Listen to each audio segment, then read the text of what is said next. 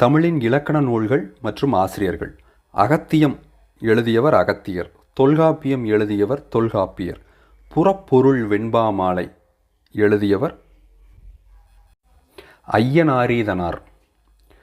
பன்னிரு படலம் அப்படிங்கிற ஒரு இலக்கண நூலை எழுதினது அகத்தியனாருடைய 12 மாணவர்கள். யாப்பெரும் களம், யாப்பெருங்கள காரிகை அப்படின்னு 2 நூல்களை அமிர்த சாகரர் அப்படிங்கிறவர் எழுதியிருக்காரு. அடுத்தது வீர சோழியம் எழுதினது புத்தமித்திரர். நேமிநாதம் சின்னூல்னு சொல்லுவாங்க, அதை எழுதினது குணவீர பண்டிதர். நன்னூல் எனும் நூலை எழுதியவர் பவணந்தி முனிவர். தொன்னூல் விளக்கத்தை எழுதியவர் வீரமா முனிவர்.